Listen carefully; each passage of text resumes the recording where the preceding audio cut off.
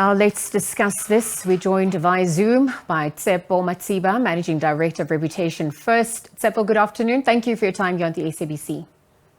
Good afternoon. Thank you so much for the opportunity. Let's have a chat about this so important issue.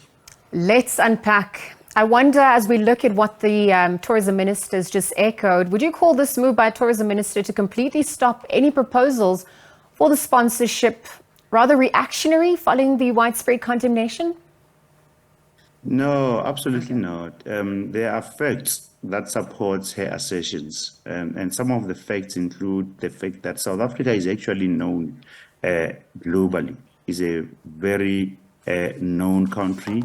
It's a very relevant brand as a country brand.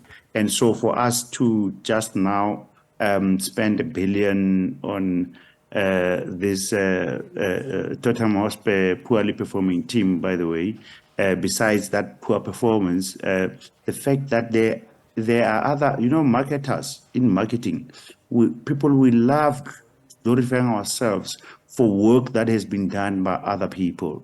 There are a lot of third parties in South Africa who actually do work to promote the country globally. Those are travel agents, transport companies, airlines, and for us to now come across as if $1 billion would give us, somebody said, a figure, and that figure was nearly impossible. But that's what marketers do. They know how to put a figure, and that figure, they make it look realistic, and they make it look relevant for all of us. But the truth is, and truth be told, that this would have been deemed wasteful expenditure. And this minister is actually correct. And President Cyril Ramaphosa, on this specific issue, we must commend him for bringing Minister Patel. Sorry, I need Minister Delil to come and resolve this specific issue, because it's an embarrassment to the country, but it's also an embarrassment to the country's culture and sporting fraternity, that we could spend so much money when our own Bafana are failing to actually deliver results. And that tells you a story that this specific one was poor. By the way, when we listened to the Honorable CEO at the time, acting CEO, he actually came across as very, very confident and arrogant, telling South Africans that this has nothing to do with load shedding and so on, and patronizing people to a point where it implied that South Africans don't actually know how governance work, how budgets are allocated. And that's a big mistake, because a lot of South Africans are actually members of a certain political party, and that political party commands the country. And so to ignore their views is actually unfair, and to be honest, to a certain extent, I would call it barbaric. Tshepo, you have touched on a few pertinent themes. Perhaps we can break it down just so that we can expand on some of the points you've now mentioned. And I wonder, as we look at, so you've spoken about the issue of governance, the issue of budgets, etc. And, there are obviously some of the view that said it would garner massive exposure, but not necessarily yield good returns. I wonder, given the current landscape of South Africa, socially, politically, etc., how does the issue of trust come into play here?